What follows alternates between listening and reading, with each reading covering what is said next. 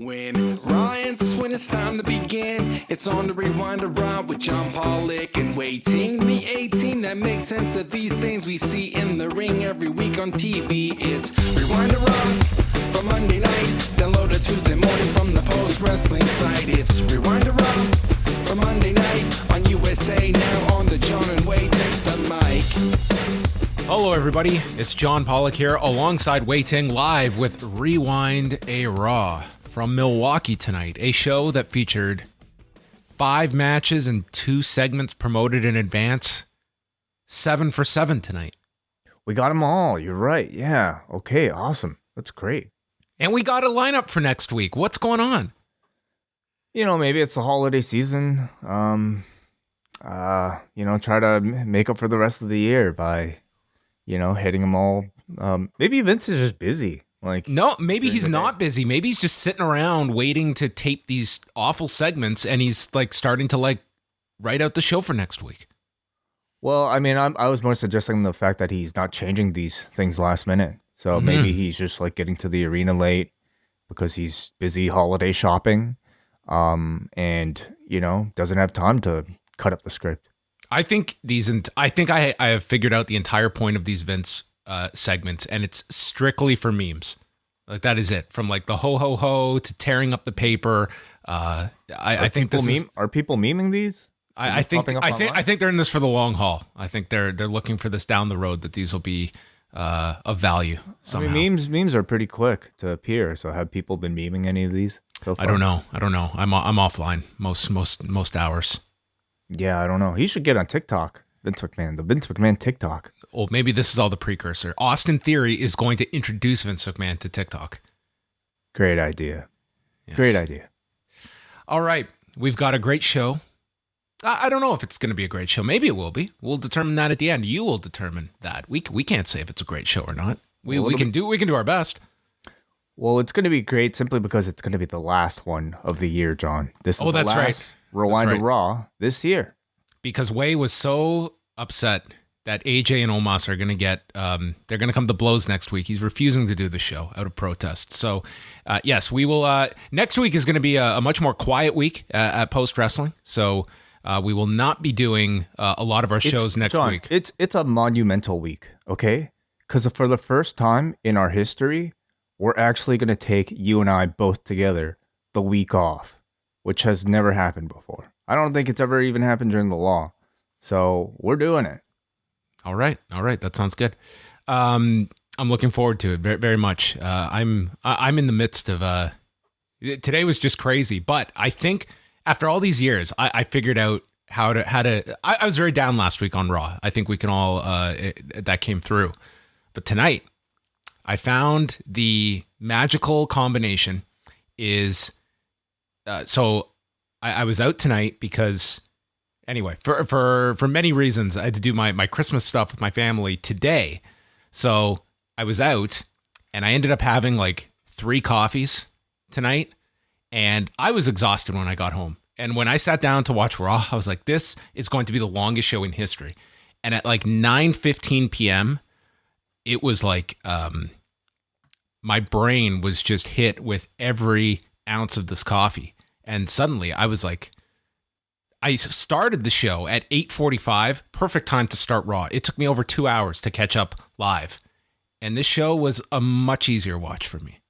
Because of the coffee, the 3 coffees. Yeah, I have not had a coffee in the evening in a long, long time. So it was it will probably wreck my sleep in a couple of hours. But for now, what a great piece of advice for those that want to just surf through Raw at a quick, rapid pace.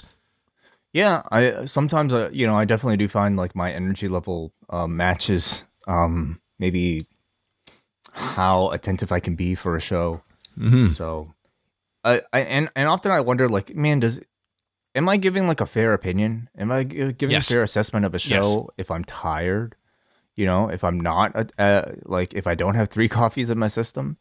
Or am I giving a fair opinion if I do have 3 coffees in my system at 11 o'clock in the evening? In the end, we could just really kind of, describe how we watch the show. But maybe at some point we kind of provide a bit of a cross section of various amount of people that are watching this. And maybe there are people out there, with 3 coffees also in their system watching this at 11 o'clock. Could be. I mean, listen, there are many drinks that can get you through Raw. Sometimes ours is caffeinated. Nothing wrong with that. I threw in a tea there, non-caffeinated tea as well. So 3 coffees and 1 tea. Why not? You know what I mean? Like you've got one heart, like one that you put the absolute max amount of stress onto it. But this week it's going to be heart pumping action here at postwrestling.com. What a week. Okay. This is going to be one for the ages. We are saying goodbye to 2021 with a mega lineup of shows. Tuesday night. Tuesday. What's that? Yeah. Tuesday. Yes, please go on. Tuesday night. I'm excited about this. The live review of Spider-Man No Way Home, starring Wai Ting, accompanied by W.H. Park and John Cena, live at 10 p.m. Eastern for patrons. You have seen the movie, and now everybody has to wait 24 hours to find out if you like this thing. Sure, yeah, that's right. Yeah, WH and I earlier today went out to catch this film during a matinee viewing. Stayed away from spoilers for the most part throughout the entire weekend. And then tomorrow, I mean, we were going to record today, but then we decided, you know what? I don't want to do this too close to Raw. So let's do this tomorrow. And if we're going to do it tomorrow, we're probably going to record at 10. And that means we have to do it through Zoom, which means we could probably invite a bunch of other people on. So that's what we're going to do. Tuesday, 10 o'clock Eastern for all patrons. And we're even going to toss in a bit of John Cena after that as well. So, apologies, just let me say here to our friends at Up Next, who I know that's kind of their time slot. We're going to have to go head to head, but it was the time slot that worked the best. So is Braden doing the show tomorrow? That's a great question, actually. I don't even know. I'm not sure what Davey's plan is. They don't keep us in the loop, so it's a mystery Up Next on Tuesday night. Wai and I will be back on Wednesday night for Rewinded Dynamite, same day as Shot in the Dark will drop with the great John Cena, who's all over the place this week. Thursday, man, look at this. The big fat wrestling quiz of 2021. Martin Bushby, the man of 1,000 show ideas, he will be hosting a special game show on Thursday, going through trivia from the year 2021 with teams of 2 striving to survive. Benno and Andy Ogden will take on Andrew Thompson and Kate from Montreal, who will take on John Cena and Davey Portman. It is a 3-way battle for intellectual superiority here at Post Wrestling this Thursday, the big fat wrestling quiz of 2021 that will be out on the British Wrestling Experience feed. It's very exciting. Absolutely. Yeah, they always do a great job with their quizzes. And I always look forward to hearing the rest of the Post personalities mix in with the BWE. MCU Later will be saying see you later to Hawkeye, which will be wrapping up this week, dropping early Wednesday morning, correct? On Disney Plus. Oh, you mean our show? No. I'm talking about the episode, the actual episode itself. Correct. Yeah, you're right. Okay, I'm on top of this way. So you will be joined by like 5,000 guests, including W.H. Park, Nate Milton, and J.P. Houlihan from the Grapple Spotlight podcast. You're just, you're just opening the doors this week. Tons of people coming on your shows. Yeah, it's the holidays, It's a time to just, welcome people in. Like, I don't know about you, John. Like, I've had people, like, drop by to, like, pass off cards and gifts and bagels, all week. Yeah. At your house? Well, no, like we went to pick those up, but like I would love if someone just knocked on my door and said, "Hey, here's some bagels." You would eat them, honestly, if a stranger dropped bagels off? Not a stranger. Like if a neighbor did, I would take their word for it. Okay. Yeah, neighbor food. Sure. Anyway, what a horrible way to go. The man ate an unsolicited bagel from a stranger. He choked on a poppy seed. And he was gone. Terrible. Yes. Okay. Anyway, so double dose of MCU later this week. I mean, it's a big week for comic book TV shows at the MCU with Spider-Man, of course, and also the finale of Hawkeye. So we'll probably be talking a lot of spoilers, a lot of crossover potential things, and maybe we'll shut the door on the term Forbidden Door, at least after one more week. And then Friday, ladies and gentlemen, the post-wrestling Christmas show will be released. one way or the other. So that is coming out on Friday. Huge show. What do you mean one way or the other? Okay, so every year, usually when I do these, like, it's a lot of work, but I always find, like, I'm sure you've had this experience way in your vast editing trials and tribulations, that sometimes just things come together, things work, and it's just like you feel you have luck on your side. This year, it's the complete opposite. There's so much that has gone wrong, and but it's all going to come together. Don't you worry. It's a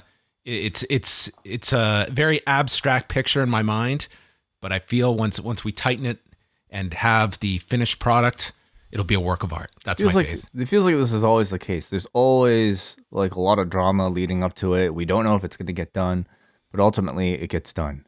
You know, so we need a documentary.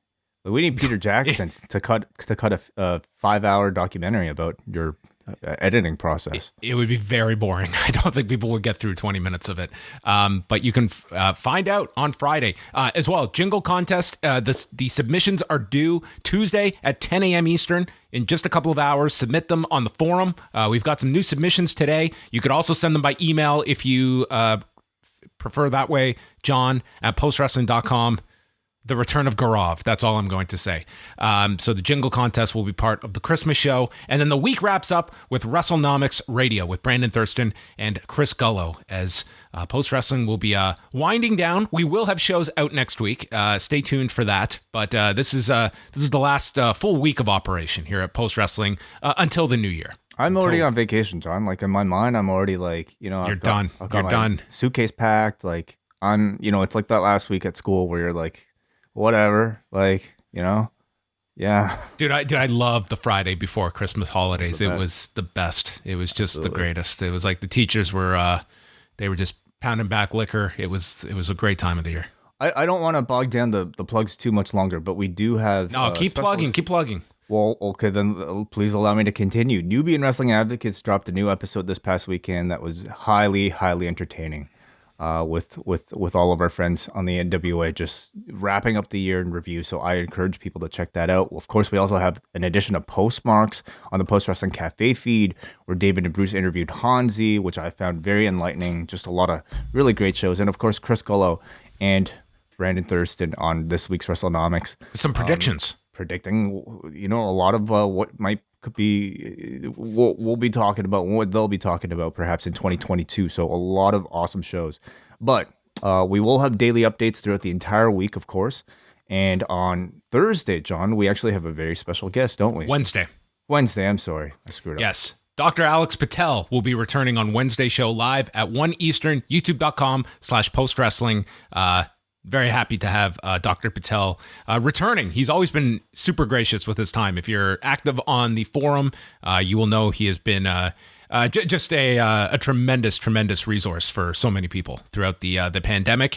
And, you know, it's always great to talk to him. Unfortunately, when we put out the signal to come back on, it usually means like there's bad stuff to talk about. So it's bittersweet. It is, but, you know, I think learning and understanding, especially from somebody who can, you know, just like explain things as clearly and who's as close to the situation as Dr. Patel, always puts my mind at ease a little bit more. So we'll put that out on the Post Daily News Update for Wednesday, and that'll be available on all feeds. All right. Go find everything at postwrestling.com. Lots of stuff up there today from Andrew Thompson. And on Tuesday's news update, we have tons of stuff to talk about. Ratings. We'll be talking about that and all the latest news. So check us out live, 1 Eastern on Tuesday. Monday Night Raw from Milwaukee, Wisconsin. The Fiserv Forum, if I'm getting my pronunciations correct. The Fiserv, F-I-S-E-R-V. F-I-S-E-R-V. I almost prefer crypto.com to something like that. Who's going to know how to pronounce that? I would much rather, crypto.com arena just rolls off the tongue a lot easier than the Fiserv Forum. Yeah, say that, like, try saying that to your Uber, like when you're, or your taxi when you're trying to get to the thing. We got the results back from the X-ray, and you have a severe grade 3 Fiserv. That good? Oh shit, not a Fiserv. Good or bad? That does not sound good. It does not sound good. We opened up the show. I don't know why this caught my eye so much, but there was like this sign, very prominent. Someone put a lot of time into this, that just simply said Bobby Trashley. Clever, nice. If this dude signed and went to NXT 2.0, very likely that this would have been Bobby Trashley hanging out with like Josh Briggs and Brooks Jensen. Yeah, Bobby Trashley. Cool. Yeah, the zinger. Cool. Lashley, Trashley, and MVP came out to start the show, and MVP recapped Lashley's wins last week, comparing it to the feat of if this man had run a Boston Marathon and won the race, then went and got a triple-double in the NBA Finals, and then did 5 rounds with Francis Ngannou and knocked him out, which, I mean, to be a little critical, if he went 5 rounds, he'd be getting a decision against Francis Ngannou. He couldn't knock him out if he went 5 rounds with Could have been a last-second knockout. But then are you really going 5 rounds with him? So in your mind, you got to go the full 5. You know, you can't go 459 KO. Like, that's not a 5-rounder to you? I don't see that being likely. But I mean, he did just run a Boston Marathon and play a fucking NBA game on top of it. So maybe in MVP's mind, he's got a very specific situation where it's a buzzer beater KO that knocks out Francis Ngannou like after the bell almost. And they technically call it a knockout. Yes. I think if you were following Bobby Lashley's MMA career, I don't think it would be a knockout. I mean, it would probably be a lot of I wouldn't want to watch 5 rounds of Bobby Lashley and Francis Ngannou. That would stylistically probably not be the most appealing fight. But this is a remarkable feat that we saw last week, and this put it into context. Yeah, it was the same thing, basically. Yeah, similar. Biggie interrupts him and congratulates Bobby Lashley by stating, "Hats off and cheese curds to you." He notes that Bobby Lashley is very dominant, and the man has a lot of sisters. He refers to MVP as Iceberg Slim, and he's surprised that he got caned in the knee when Lashley usually does the job all by himself, but maybe he doesn't have the plums. Lashley refers to him as Little E, and he doesn't need any help, but he'll take the victory regardless of whether MVP gets involved or not. And Lashley brings up how MVP said he would beat Big E if Lashley would not last week, so Lashley's going to put this to the test and wants MVP to face Big E. MVP's going to have the leg up here because he's got the cane, and Lashley just goes to watch this match from the floor and gets jumped by Owens and Rollins, so the match never happens, and Owens and Rollins end up destroying Lashley, and then they attack Big E, and they go for the stomp on Lashley, but is stopped by Big E, and Lashley and E fight them off together as Bobby Lashley was pretty much full-on babyface this show, which was just building off of like his presentation the last few weeks. Yeah, I would say so. You know, he was, I would say, but MVP was not.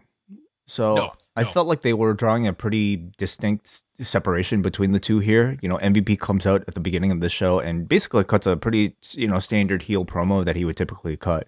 And Lashley really was, I think, going along with it. I thought, the segment had a lot of boos to start off. But slowly, and Lashley, they put the blame on MVP for getting involved without Lashley wanting him to. And then Lashley even kind of, throwing MVP into the fire here by challenging on his behalf a match with or some interaction with him and Big E. So it's a bit more of a slow burn, I would say, for Lashley turning. But, we definitely know the direction. And this was a fine setup for the main event. Yeah, I don't know if it's a strength or a weakness, but going into tonight's show, like we have in this company, like we are doing breakups of Heyman and Reigns. We're teasing stuff with Lashley and MVP, with AJ and Omos. We were doing something with Miz and Maryse, but that got rectified. And I guess Rhea Ripley and Nikki Cross. So we are doing a lot of tandems with unresolved issues. I mean, it's the new year. Again, time to reassess your relationships, see if they're working out or not, and then January 1st, you start brand new, right? So now's the time, yeah. Bianca Belair is asked about tonight's match with Doudrop that is being promoted as the final chapter. Do you remember chapter 1 2 weeks ago? If I had to think hard enough, I think I would. Sure. Yeah. Well, she says that Doudrop takes her frustrations out on her, but I just stay in my lane. And they have one final match to learn that Belair can never be taken out. Owens and Rollins are in the back. Sorry, what? To learn that Belair can never be taken out? Yes, she said, oh, okay. When is Doudrop going to learn that you can't take me out? Well, she didn't learn the second time. Why would she learn the third time?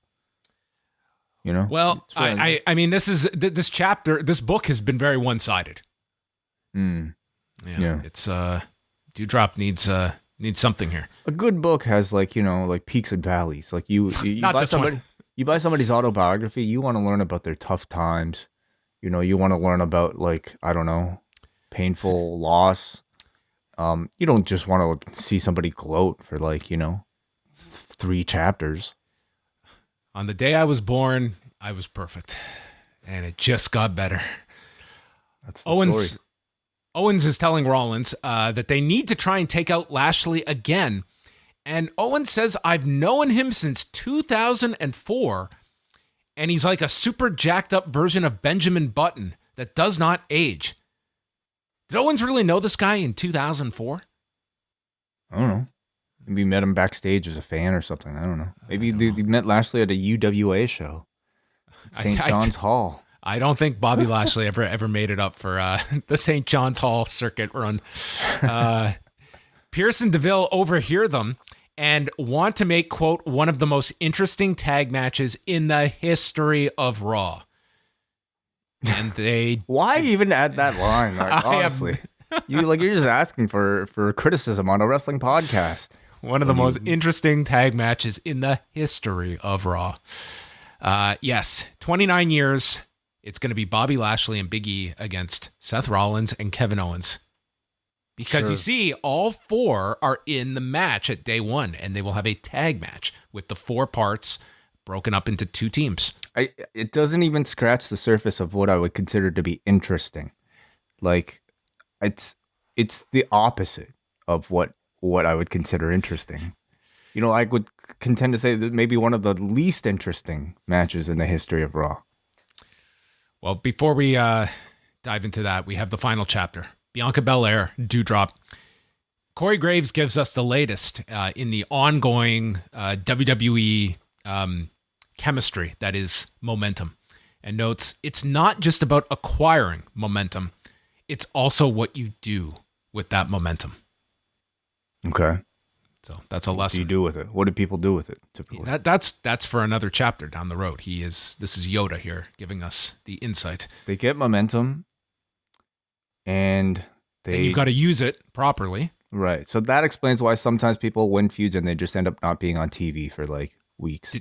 Didn't utilize their momentum correctly. Yeah. Like Dana Brooke won the 24/7 title, but the momentum has worked severely against her. No, she's on TV. She's doing great stuff. I don't know if that's the sign of success, just being on TV.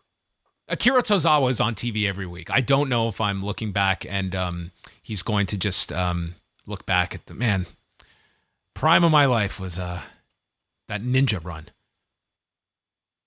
He wasn't a ninja today. He was an elf. That's right. So they had their match. I think these two have a pretty nice chemistry with one another.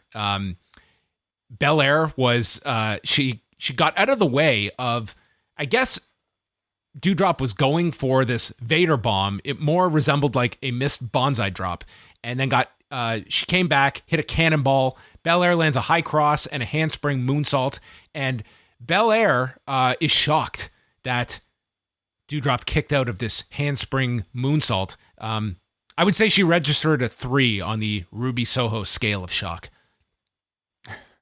What's Ruby Soho then? 113. That to me is the new barometer of the shocked face look. It is just going to be the Ruby Soho scale that we balance everyone against. I mean, I don't know if it was intentional or not, but that certainly surfaced as a meme rather quickly. It did. I just had to search Ruby Soho afterwards, and it just popped up right afterwards. Vince has tough competition. Doudrop lands a sit-out powerbomb, but doesn't go for the cover. Misses a Vader bomb, and then Belair powers up Doudrop, and it was like she was really kind of at the beginning struggling, which I think made it more visually impressive. And this crowd, and believe me, I take some of these reactions more with a grain of salt as I'm like watching the crowd more often now. But they seem very loud here for this ending where she hit the KOD and got the pinfall. And they found this dude in a John Cena shirt who was just in awe of what he was seeing here at the Fiserv Forum. Yes. Yeah, we kind of knew what this whole feud was leading up to. I mean, it was a spot that they teased. And this is exactly what happened last week. There was nothing that she didn't accomplish last week that she didn't now. But now it's that momentum. Wait, did she hit the KOD last week? She won with the KOD last week. She did? Yes. You're kidding me. Yes, we reviewed it. Never mind then.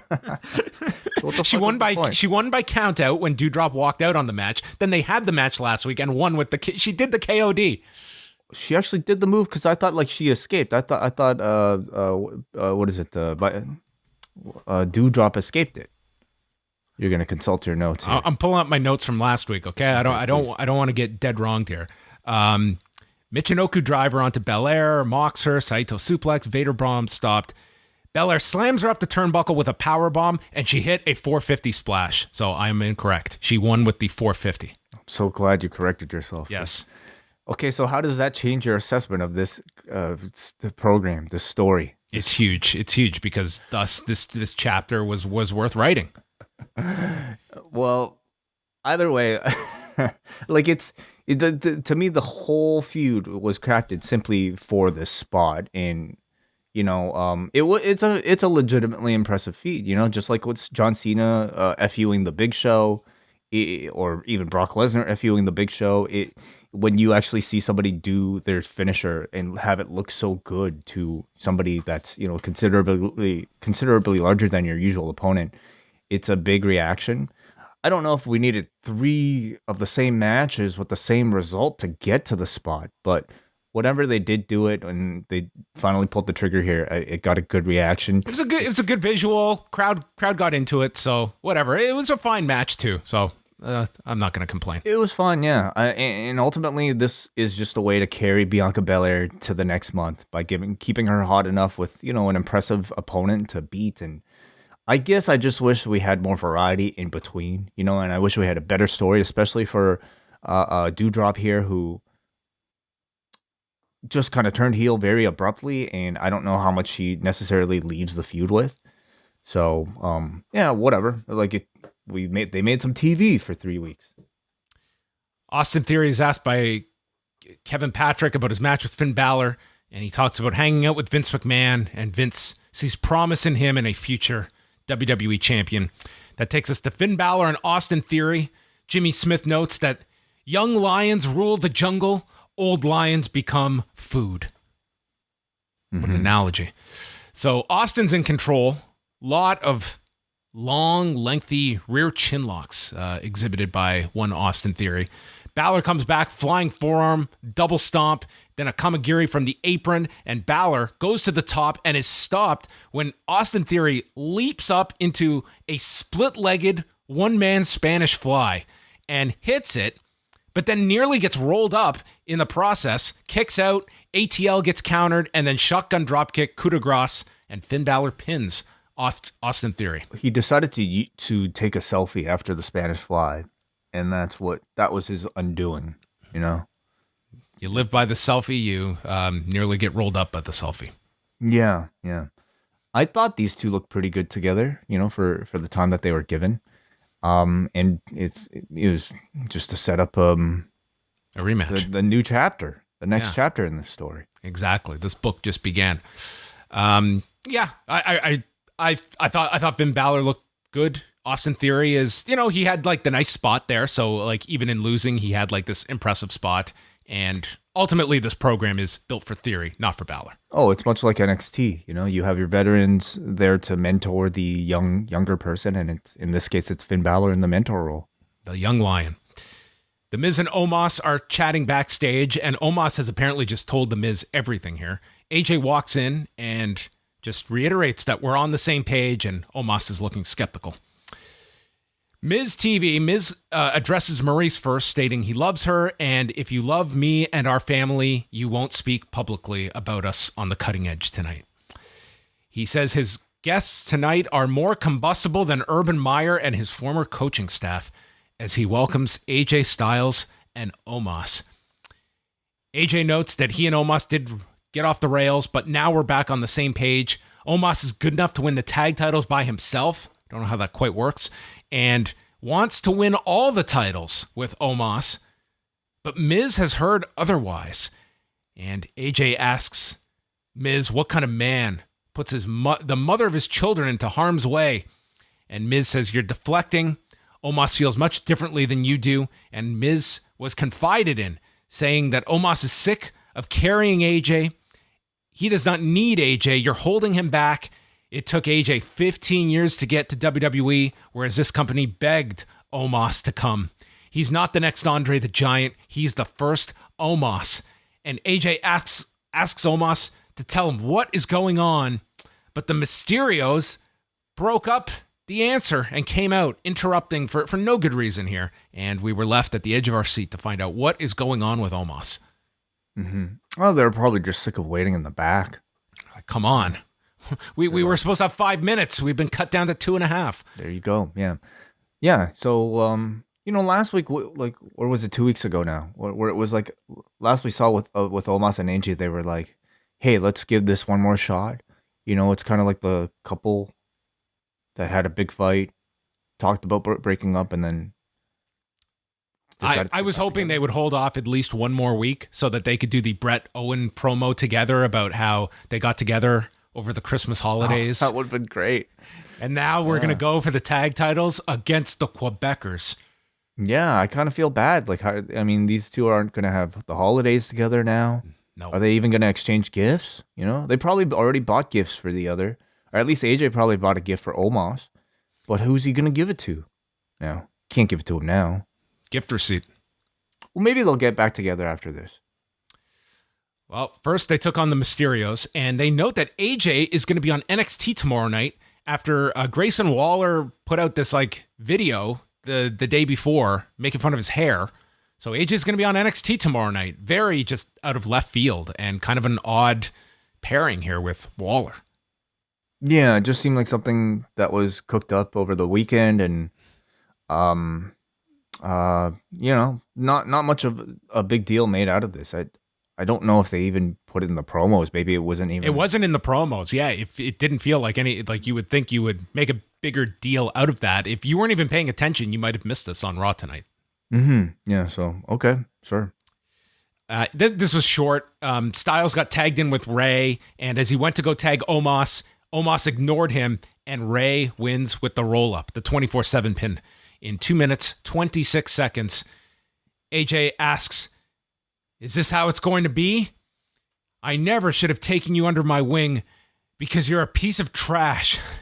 And they start fighting. AJ gets pushed down. He goes for the phenomenal forearm and is caught by the throat.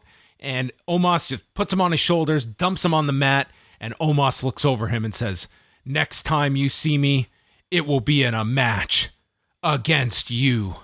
And Omos walks away. And AJ is like, "A 1 week build? Are you out of your mind?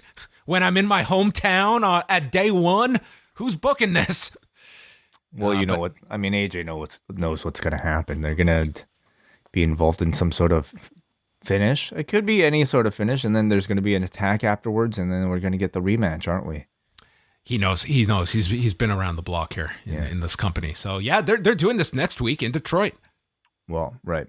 So I mean, I'm happy that we're going to get AJ Styles back as a babyface. I certainly don't expect him to look like the AJ Styles of old in terms of booking against Omos. I mean, this could be a very quick match with the way that they've been portraying both characters in their tag team. I'll also say, I feel like the Omos turn has been pretty abrupt. We've seen, and throughout their entire run, it's been AJ that's been taking all the pinfalls. He's the incompetent one, while Omos is the world beater. But at no point did I feel like Omos was dissatisfied with that, partnership until this this month where I guess they lost the championships, but we never really kind of saw like the frustration on Omos's face until what feels like this month where they decided, okay, we should probably break them up and let's kind of fabricate this little dissension between the two. It's certainly been sped up, but at the same time, you did have to get to this. And I would guess with Omos, they probably want to have him kind of breaking out in time for the Rumble. Like, he probably is going to be a very prominent figure in the Rumble this year, and it's probably time to end this team. Oh, I don't disagree with the timing. It's just I feel like you put a team together for this long. I think the potential to actually create a bit of drama for the breakup could have been maximized. Certainly. It's come together very, very short. And yeah, if this had been, the result of like a 8-week story, yeah, I think that would have, like tonight's angle, that should have been like, that's almost a year in the making. Like, that should be this huge part of the show, and I don't think it was received that way. Austin Theory goes up to Vince's office, but he's too nervous. He leaves, and he's got a plan. Randy Orton and Chad Gable, they had as good a 3-minute match as they were going to have here. Deep arm drags by Gable, and then Orton breaks free, sends Gable out, tries to catch him with the draping DDT, but it's countered. And then Gable goes for another arm drag. Orton fakes him out, and then on the follow-up, catches him with the RKO. So the arm drags did Gable in as he was outsmarted by Randy. 2 minutes and 58 seconds. I wish these two had a little bit more time, because I think they would have had a great match, even if they had gotten like 8 or 9 minutes. But this was so quick. For a 3-minute match, yeah, I thought it was pretty good. I like the fact that they're giving Gable more of a chance to wrestle. They're actually booking and portraying the character as if, he's actually competent now. He's technically very impressive in ring. They allow him to do some really fancy stuff. Even here, I think, at least for an early portion of the match, getting the better of Randy Orton, which I don't think he would have been booked to do when he was Shorty G or, just, I don't know, a bit of a jokey character.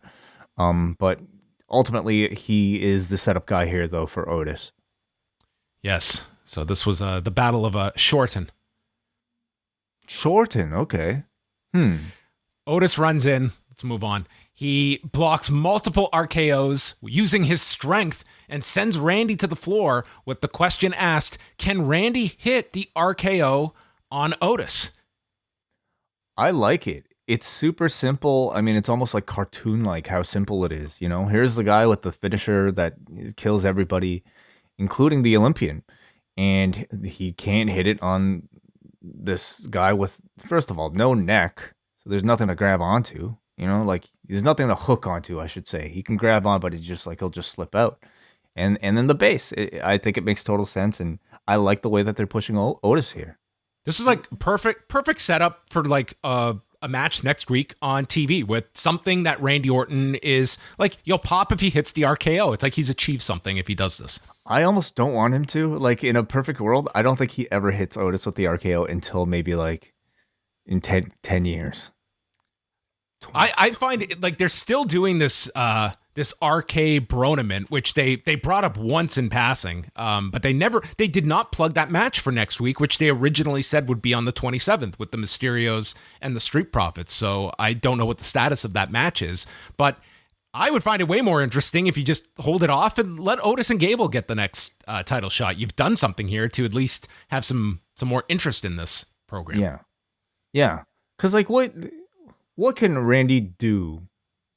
I guess he'll have to come up with a clever way to catch Otis off guard. Yeah. For me, I'm more interested though, because like, I feel like he would have to give Otis a neck to grab onto. How can you like, how do you artificially give somebody a neck, or at least some sort of like, gripping device around that area?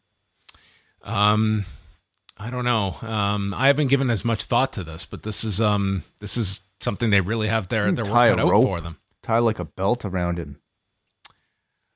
A collar.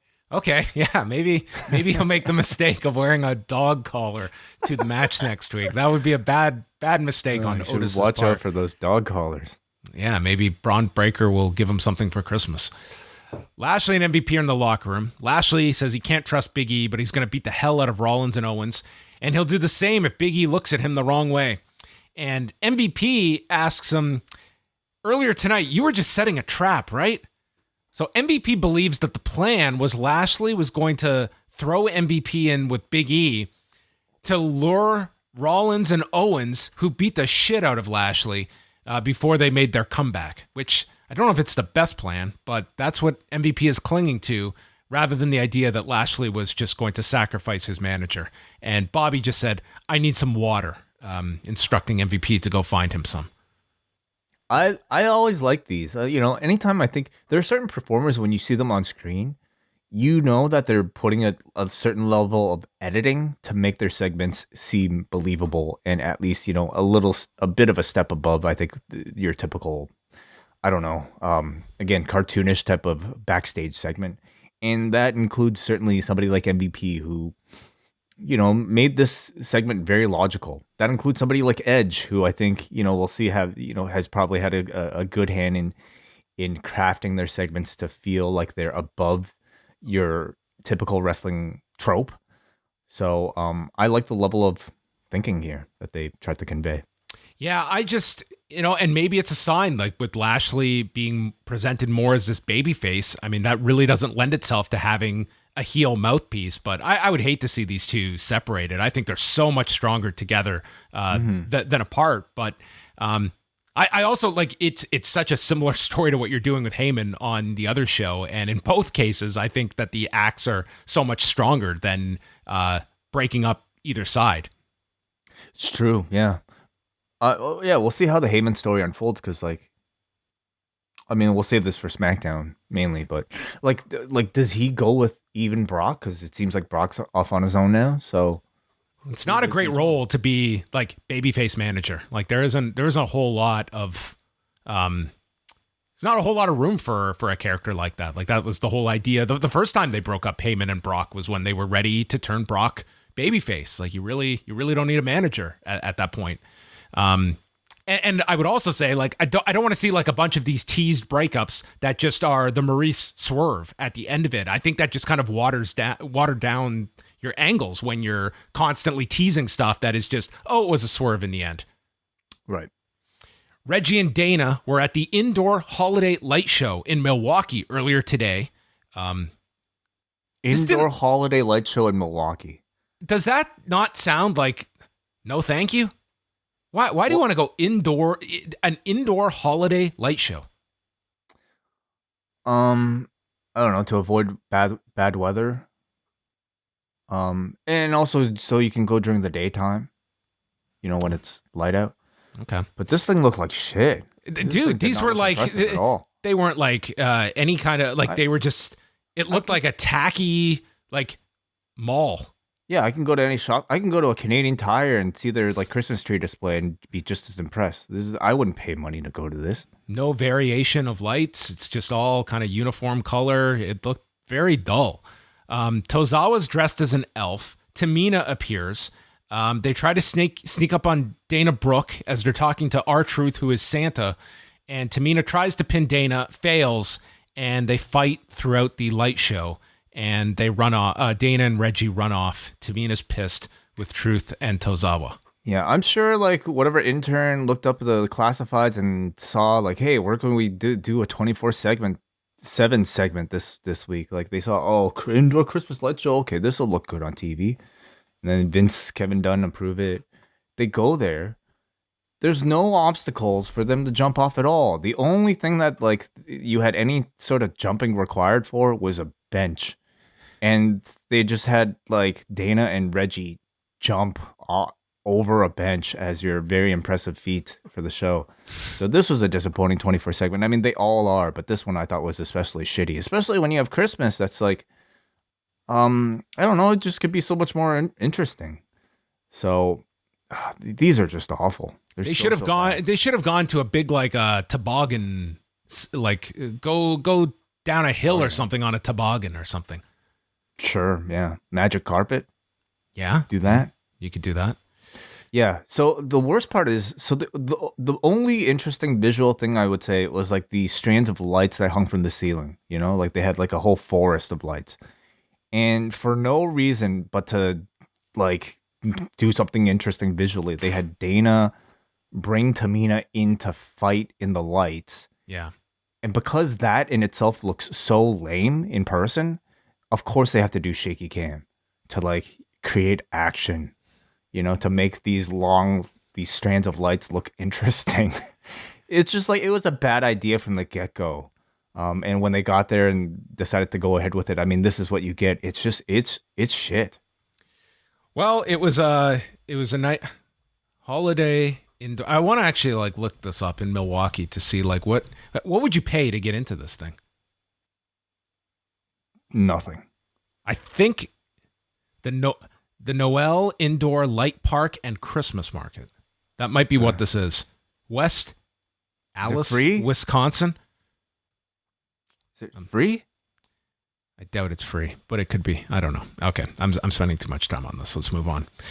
Because we have a Championship Contenders match. Damian Priest and Dolph Ziggler. Rude's in the corner. Corey Graves summed up these Championship Contenders matches saying they generally mean that you jump the line and get a title shot. Generally. Priest is stopped on top. What line? There's a line for this title? Are you kidding me? It's sometimes an invisible line. It sometimes wraps around the entire building, and you kind of lose your spot in line if you're not paying attention, or you're winning too many non-title matches. So jumping DDT by Ziggler. Priest fights back. Ziggler tries to superplex again, but Priest is too smart to have that happen to him a second time. Rude then hits him and drops him onto the floor, and Damian Priest snaps. And he stalks Rude, who had the lamest trip over these steps, as he had to look where he was going, and then just the most light fall over these steps. Priest attacks him on the floor, and he's not paying attention. He's counted out, and he's drilling Rude with knees. He re-enters the ring. Dolph hits him with something and then just runs away, and Rude remains and gets hit with the Reckoning on the floor. Yeah, so Dolph wins. He skips the line, gets a shot, and we got another appearance from the Damian here. Damian was spotted, and he will be... Oh my God. Okay. The website for this thing is so much more... It looks so much better than what we just saw on Raw. You're still looking. Wow, okay. Everyone go to noelmike.com, and this thing just... Noel Mike? It's... well, Mike. M-I-K-E. Oh, sorry, no. MKE.com. Sorry. NoelMKE.com. Wow. Why didn't they fight through this? This is where they should have had the match. Honestly, I don't know if it would have looked any better. But I could see it if they went to this site. Oh, dude. Family of 2, okay? 2 adults, 3 children, $60 to get into this thing. Adults, 18 to 64, 20's not too bad. $20? So how many tickets did they have to buy to get this 24/7 crew here? They say, hey, we'll mention this on the air. Big plug. And there'll be at least one podcast that will give you plenty of promotion for their Milwaukee area listeners. We're really the suckers. You know what? Looking at this map, I guess I can understand why they had to like fit everything there. Because like there's an area here called Santa's Playground with like swing sets. There are teeter-totters there that I think would have worked a whole lot better for this 24/7 segment. But I'm assuming they didn't want to kick the kids out of there. So they're probably just stuck with this flat ground bench area. Wednesday is date night at this thing. Oh, that's when Reggie and Dana should have went, actually. They should have gone. They're also doing a Festivus event on Thursday. I think they should have fought in the nativity scene. That's where Tozawa and Truth should have posed. One of them could have been baby Jesus. Well, okay. A lot was left on the table at the Noel Light Park and Christmas Market. Open weekdays. Yeah, it looks all right, actually. Yeah. So. All right. Hey, it's very appealing to the eye. Kevin Patrick spoke with Finn Balor. He's really satisfied with his Austin Theory win, but then he gets attacked by Austin and is run into the equipment, and then a hurricane came to check on his health. There was a rundown of the top 10 Instagram photos of the week, and that takes us to the main event of the program. Vince McMahon, seated at his desk, writing on lined paper with his pencil. And it was, he had not written too much. So he was just scratching his thought process. When Austin Theory walks in and explains what he did to Finn Balor, because God knows Vince is not watching, so he had to inform him what he did, and he attacked him in a cold and vicious way. Now, I'm going to put a disclaimer here. This is what I think was said. I cannot, for the life of me, and I have taken notes on every single person, at times transcribed. Vince McMahon, it is impossible to hear what this guy is saying. It's so difficult. I totally agree. I don't know if I just it was my TV. Like, do I have to turn up the treble on my TV? Do I just have the wrong setting on my TV? I rewind these so often just to try and hear, and I can't do it. I'm watching these segments like 3 times. He just mumbles and says something about, I enjoyed that, blah, blah, blah, chocolate pudding. Yeah, I don't know if that one's making the 193 John Pollock impressions compilation. Yeah, R.I.P. the Vince McMahon impression. God damn, this is God damn. It just doesn't sound the same. This is just incoherent ramblings about pudding. He says you still lost the match. He's going to give him a rematch next week. You don't become a billionaire with bad investments. I hope I'm not making a bad investment. And then he turns his pencil around. He violently erases what he has written on his piece of paper and then tears the page. This is an average Monday at 6:00 p.m. And then blows the shavings at Austin Theory before proclaiming, ho, ho, ho, ho, ho, ho. Dude, these are like the ramblings of a madman on TV. Yeah, I don't even know what sort of meme, what sort of emotion would you even convey with You're right. They don't make any sense. These are just so bizarre to watch that if this wasn't Vince McMahon, there would be absolutely... Well, this guy would be fired. Are you kidding me? You think this guy would get the call up from NXT? Hell no. No way. This guy wouldn't even pass the tryout. Yeah. I mean... It is sad to watch what was a tremendous performer at one time, and he is not this is not a captivating character. These are just meanderings. Well, it seems like he is self-aware though. There's a reason why he hasn't been on TV for so long. I think he himself sees that, this is not the performance he probably wants to give. But I also think that there aren't enough people in the back editing him and telling him what to do, or speak up or pronounce. Yeah. This is inaudible at times. Yeah. And it's a problem. And unfortunately, you're not going to tell the boss, hey, speak up. No one's saying that in the back. So, unfortunately, you're kind of left with stuff like this that, number one, you can't hear. But number two, even just in story is either not compelling or only loosely makes sense. So what was this here? He was going to fire Theory, but because Theory managed to attack Balor, he's going to give him another chance, and he hopes it's not a bad investment. So then he blows eraser dust at him. Why? What was that? Because the eraser is the most powerful weapon? Which is not to say it's the most inside thing you can say on a wrestling program, but I think it is probably lost on half the people watching this. So the idea was that he was writing the matches for next week, right? And then he just erased... Wait, he was writing his tasks for the next week, and he was going to fire Theory. So then he fired Austin Theory, and blew eraser dust instead, right? Yep. All right, cool. Compelling. That makes sense. The cutting edge was next. These are puzzles. Yeah, could you imagine just piling all these segments together? Just watching them through? Edge welcomes Maryse and asks her how frustrating it must be to be married to The Miz. Maryse clarifies, I'm not here to be friends with you. I just want to speak on your platform because Miz will not let me speak on his. He is narcissistic.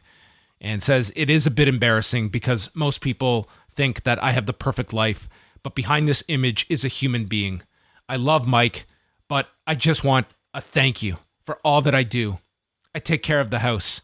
I take care of the kids. I cook. I clean. I change diapers. I take care of our show. I do everything. The crowd is booing this and says that, Edge, you could have hurt me badly last week. I am a mother with 2 children, and if something happened to me, who would take care of my kids?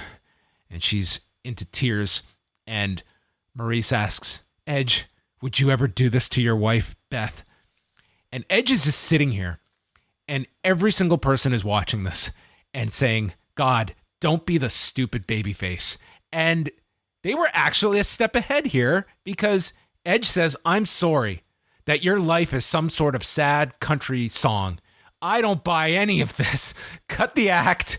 Everyone knows this is a plan to fuck with me. I would never do this to Beth because I respect her. Now, where's the Miz? Where is he supposed to jump out from? And Miz tries to jump him from behind and gets caught. Maryse then slaps Edge, and he tries to fight off the skull-crushing finale, but is hit with it as Maryse just laughs, kisses the Miz, and they leave. I like this for several reasons. Number one is it was not so one-sided that Edge just made this guy look like a total idiot. Like, he did eventually lay out Edge. But at the same time, you didn't make your babyface look like a total idiot where half your audience knew where this was going. And I always hate when the babyface is like a step behind where the audience knows this is going. So I like the fact that he was not put into the role to be just the sap that falls for this story. I like the fact that the babyface here wasn't a step behind the people gathered around the ring. Like Liv Morgan not seeing... Like, compare this to the Liv Morgan thing, okay? Liv Morgan has to walk into the ring, assume that this person wrestling was Becky Lynch simply because of the color of her hair. And then everybody's shouting, hey, Liv, behind you, and she's still not looking until it's too late. Like, the level of, I think, I don't know, one feels like it's a, I don't know, kid's cartoon or like a comic strip that's, you know, made for like a 5-year-old. And this at least has a level of sophistication attached to it. And I do feel like a lot of it probably comes from Edge himself. You know, I don't doubt that maybe a prior version of the script had things as we would expect in a wrestling show. But he is somebody who I think has a lot more respect for himself and also for the audience. And I think adding a bit of a layer here to the storytelling, I mean, ultimately it just kind of makes us more engaged, especially longtime fans, especially young fans. You know, I think we have to give children a lot more credit than stuff like, you know, than them just simply buying into it. Like, they can, of course, get into this. So this was a lot better than the usual. Mm-hmm. Was this whole plan for Miz and Maryse just to get in a skull-crushing finale on this guy this week? Like, was that the whole impetus? Because he was able to hit him with that last week. And he was like, let's have this plan. We'll do it again next week. It was just a chance to publicly embarrass him, I suppose. Yeah. You know, I maybe Miz and Maryse actually had an argument last week, and then Maryse was like, let's use this to our advantage. Yeah. I forgive you. And yeah. I've really had no issue with like this build up. And I think they're going to have like a very good match at the pay-per-view. I think it will surprise some, but I also see it a match that will probably get like 15, 18 minutes. I think it's going to get a fair amount of time at the pay-per-view. I think it'll be Edge's biggest challenge to date, you know, on his comeback. But I think he's done tremendous work so far. So I mean, it could be among the Miz's better matches. Do you like this was, you know, flat out name dropping Beth here? Do you think that was, you know, with a specific purpose in mind? Yeah, that was probably the other main reason for this entire bit. You know, just to introduce Beth's name. Veer Mahan is coming to Raw. Mm-hmm. Hold your breath. Rhea Ripley and Queen Zelina. Vega did her usual promo, breaking the accent, then the music would resume, as would the accent. So the story here is that Rhea Ripley looked great here because Nikki Ash was nowhere in sight. She was in the back, and she stopped Vega's offense, stopped the superplex, and ate a knee, but then comes back, just grabs Zelina, riptide, 2 minutes and 10 seconds. And they just note how dominant she was without Nikki Ash to screw things up. Yeah, really quick match, but for the time that they had, I actually thought they looked pretty decent together. But yeah, just a way to further the Nikki self-deprecating, self-confident story, and also rehabbing Rhea a little, I suppose. Sarah Schreiber interviews Biggie and asks tonight, can you and Bobby Lashley? And E cuts her off. Don't say the C word. It's not about coexisting. The C word, coexisting. Or being the best tag team. Tonight is about setting the tone for day one. So you have momentum, and you also have the tone to set. All these abstract goals for performers to acquire. He must lay hands on Owens and Rollins tonight. And Lashley, if he appears and... Lashley shows up here and asks if he needs to be ready for MVP's Kane. Lashley says, I don't need his help. And E tells him to keep MVP in the back tonight, which he would. There would be no MVP out there. Liv Morgan is out with her wrist wrapped from the attack last week and holding her trusty kendo stick. She's had a lot of air miles this week. She could not let Becky get the upper hand after last week and mentioned how Becky said she would fly home to train. So she replays the angle. But this is not just a replay of what you got to see online. We got to see, this was like watching the final 20 minutes of Jackie Brown, where we got to watch this from Liv's perspective. As she walks into the gym and sees a redhead. Walks towards the ring. She gets into the ring. And these students are like, no, don't do that. And Liv is just standing there, and then attacks this poor woman who is not Becky Lynch.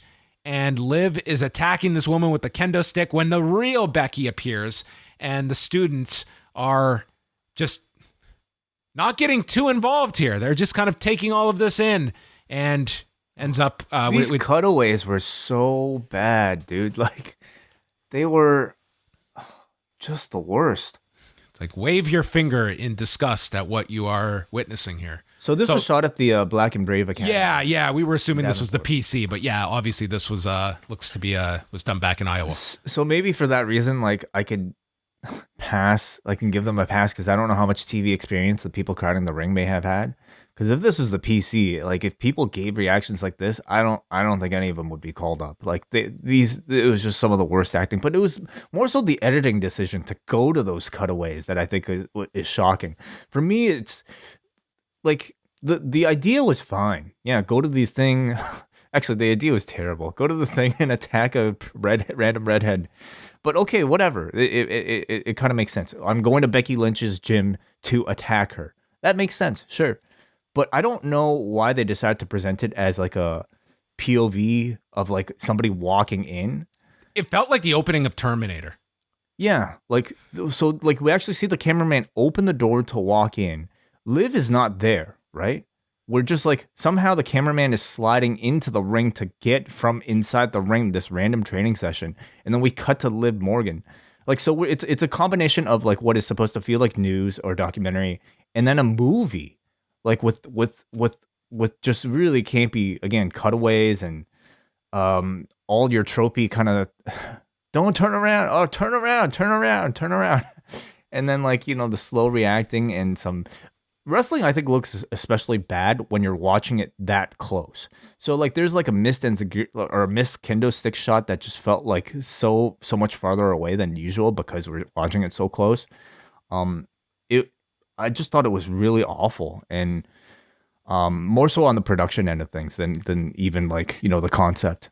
What I hated the most was that I think with the concept itself, I think if you had just changed so much of it around, number one is that whether you want to claim it's it's a comparison of AEW, the fact is you have a company that a lot of people watch, and it is a staple of establishing why there is a camera there.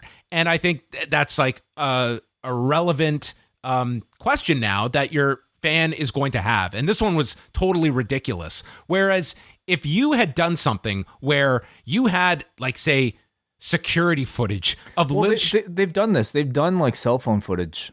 Exactly. They have introduced it, like they have given this level of thought in different scenarios. But the idea of Liv showing up at the gym and she sees this redhead at the evening, leaving the gym to go to her car, and Liv jumps this woman and then realizes it's not Becky, is at least a way more plausible way to get it across. You could have like grainy footage of it and you could still, I think, accomplish the same thing. But this one was just so overproduced with a thought that I think starts in a place where it's like, okay, this could be a cool angle to do.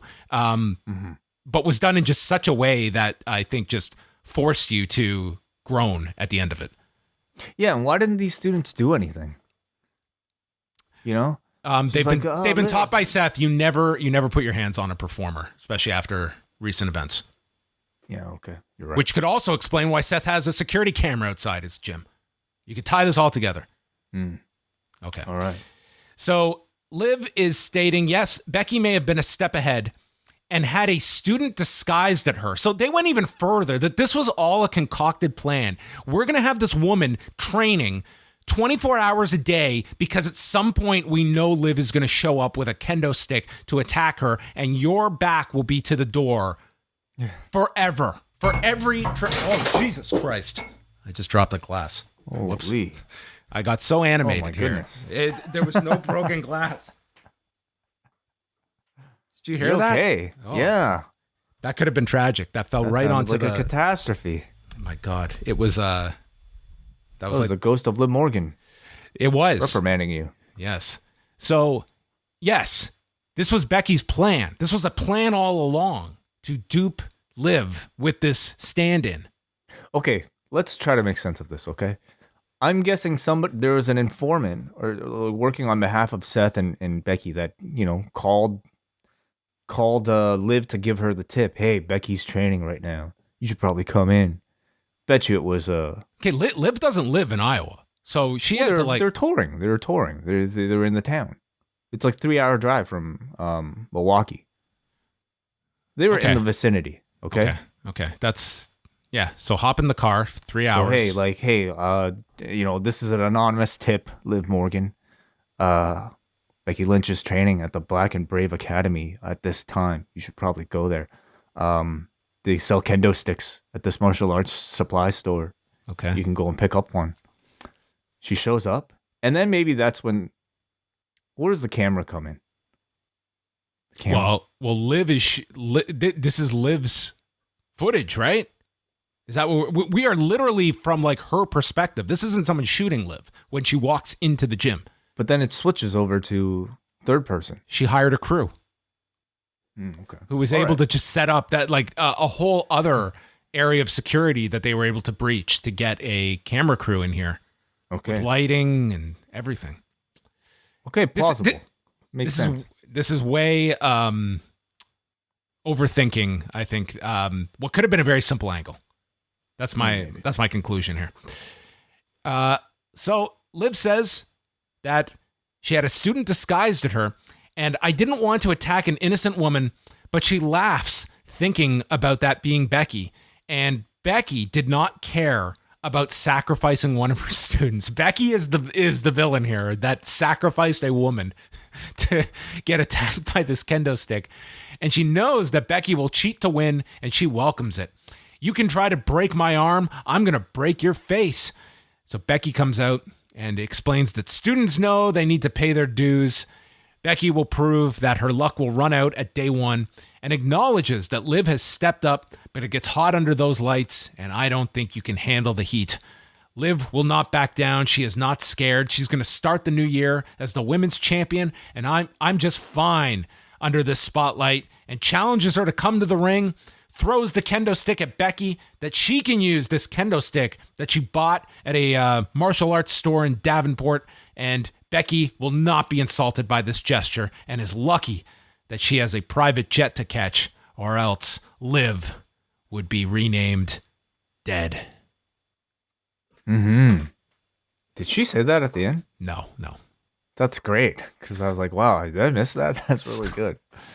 Yeah, I think this was pretty bad all in all. I also feel like Liv Morgan does not come across very comfortable delivering any of this material at all. She just, to me, doesn't play the angry vigilante very well. I don't think the kendo stick suits her at all. And her just even coming out and just kind of regurgitating these very scripted lines, I don't think she sounds very good delivering it, much less charismatic in trying to do it. So, and you also have Becky, again, still the most well-liked wrestler on the roster, trying to play a heel. So there are many things to me that aren't really working. But I don't know, like maybe the crowd likes Liv more than this after that, or I'm not sure, or maybe they can play a audio file to make it sound like that. They're building this, like they're pushing this very hard. I think Becky, like she plays like a really good heel. It's not a role that people are, I think, in until they have this baby face that connects in a big way. And they're obviously trying with Liv. They're not all the way there, but I think that's going to be the only way you get a real kind of emotional hatred towards Becky Lynch, because at the moment, I just don't think it's there for the vast amount of the audience out there, even though I think she does like a very good role and is trying to like lose face here in this segment and put as much steam on Liv as possible. But she's more entertaining than Liv is. She's better at the job than Liv is, and she can, like, I don't know, talk trash, but it's not necessarily enough to sway the crowd to dislike her. Like, she comes out and she already feels like the bigger star. I'm really not sure what she can do beyond, having Liv just kind of really start to be a lot more, better. She sacrificed the student way. Yeah, that's badass. That's cool. Kevin Owens and Seth Rollins were in the back getting ready for the main event, and Owens was asking if they can KO exist and was coming up with t-shirt ideas for them. Next week in Detroit, we have 4 matches announced. AJ Styles against Omos, Randy Orton against Otis, Balor and Theory in the next chapter, and Damian Priest versus Dolph Ziggler for the U.S. title. All right, cool. Whole lineup for next week. Sure, it'll be great. Biggie and Bobby Lashley against Kevin Owens and Seth Rollins, our final match. Lashley shoulder tackles them on the floor, delivers a one-arm vertical suplex to Rollins, but then Rollins avoids the hurt lock, and there's chance of Bobby while Owens is in control. Owens does the hip thrust towards Big E and then gives a suck it to the crowd. Big E gets the tag, belly to bellies, Uranagi to Owens. They go through 2 commercial breaks in this match. Lashley is tagged in, power slams Rollins, but then Owens makes the save, and as Owens becomes the legal man, Stunner gets countered, Lashley spears Owens and gets the pinfall, and Rollins hits the stomp, but this is well after the 3 count, and they tried to like protest like it was somehow a close save. If it was designed to be, it was way off. So Lashley gets the win for his team. And then Rollins and Owens just beat the hell out of both men, sending Lashley into the steps, Big E into the steps. There's an apron bomb to Lashley, and it culminates with Lashley taking a stomp on the steps as Kevin Owens and Rollins shake hands and then do a big hug to end the show. Yeah, so Rollins and Owens are on the same page. Lashley and Big E are on the same side, not necessarily on the same page, but that'll create some tension leading to the match. But it's a good match, sure. And then I guess it sets up Lashley's somewhat tweener role. So KO exists. Maybe this is our new team. Yeah. Collins. Okay. Yeah. Yeah. There was Raw. I thought, for a show, I actually thought like for a bunch of matches just to set up for next week. I thought this show benefited from having like an idea of where we want to go for next week's show, and as well having your programs for the pay-per-view. Like you had 2 shows to build to, and you got a lot less throwaway stuff on tonight's show because pretty much every segment had some purpose. You can argue how important it was, but it was a purpose. Like Otis and Randy is what we're building to next week. AJ and Omos is what we're building to. Even like the Ziggler Priest match, it has a destination. Like everything tonight was not just other than Belair and Doudrop, and they even tried to add something like this is the finality to this couple week program, and you get the visual of the KOD. So I thought it made for a much easier Raw to watch over 3 hours when you just have some destinations in place where this stuff doesn't feel like it's just spinning your wheels, going in like rematch territory. Mm-hmm. Yeah, I agree. That there was momentum, there was movement, there was purpose. I can't really say a lot of it was good. You know, I do think like, oh, man, like some of the stuff is just so bad. Like the Vince stuff to me really stands out. It's horrible. It's some of the worst stuff on any program of professional wrestling is these Vince segments. I think they're terrible. The 24/7 stuff stands out. I think even this like really campy Damian Priest stuff, it's fine, but like to frame it around a Dolph Ziggler US title build is not that interesting to me. What else we got? Omos and AJ, they're gonna break up, and that's fine. That's okay. Yeah, and then I guess the rest is fine. I like the Edge and Miz stuff as usual, probably the most. What else was good here? Okay, whatever. Like the main event I think is in good shape. The Miz segment with Edge, you like that? I did, yeah. Hated the Liv Morgan Becky stuff. So anyway. WWE Raw. Let's go to feedback. Forum.postwrestling.com. And we start off with Alexander from Portland. Good show tonight. I don't remember the last time so much was announced on Raw that actually happened. I can't believe Vince McMahon is on TV saying he likes to fire people after the summer of firings WWE had. Not only is it absolutely terrible taste, but are we supposed to feel sympathy for Austin Theory? Theory is attacking people backstage and after matches, obviously heel tactics, but being threatened with getting fired seems like it should babyface him. AJ and NXT should be interesting. Here's hoping he doesn't get delayed like Veer. Well, I think it's very much feels like just some one-off that I don't know why it's happening, but it's I don't think it's anything to. It probably at most is just going to be a short like one-off appearance.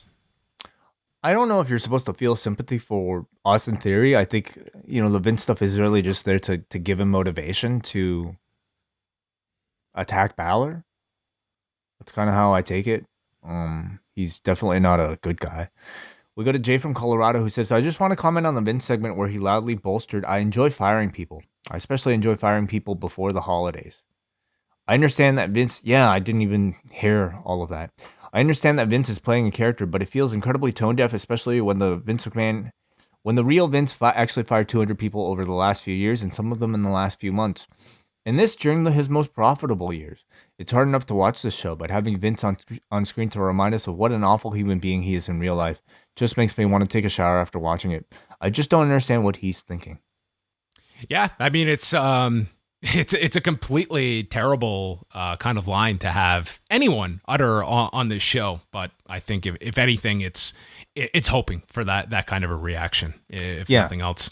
Do you think it was done maliciously on purpose, or was it just something they didn't even realize? I would imagine that in these Vince segments, it's totally carte blanche. It's obviously carte blanche that Vince McMahon has in his own segments, but I would imagine it's what's coming out of his mouth very much could just be what comes to mind with him. It seemed like this was also part of like a story, so it seems like that was a more concerted line to have in there. But as we've seen over the past while, when it comes to promos, it seems like it's totally fair game for them to go to, these performers that have been let go if it's going to enhance one of our stories or just be a zinger to use in a promo. Like they have shown no reluctance to bring up names of people who have been fired, and I think they feel it's well within their right that they can use names, and in this case, as a heel tactic for Vince McMahon to bring up real life firings for a fictional story. I mean, just to play devil's advocate, like firing people is that's his catchphrase. But even if that was the idea, hey, this is the Mr. McMahon character threatening to fire somebody. I mean, it is still very tone deaf. With some of the biggest stories of the year. I mean, you've never had mass firings to this degree in the company's history. So I think it's obviously going to hit a lot different than when he was doing a catchphrase 20 years ago when releases were fairly few and far between. Right.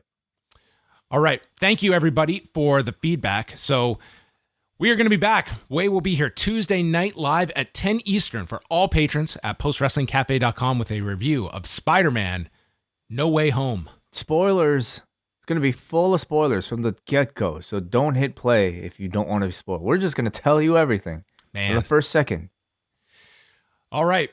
Check that out on Tuesday night. I will be back with Wai on Tuesday at 1 Eastern, youtube.com/postwrestling. And then we've got Rewind to Dynamite on Wednesday night. A full slate of shows coming your way this week at Post Wrestling. Thanks to all of you in the Zoom room joining us live, and we will speak with you on Tuesday.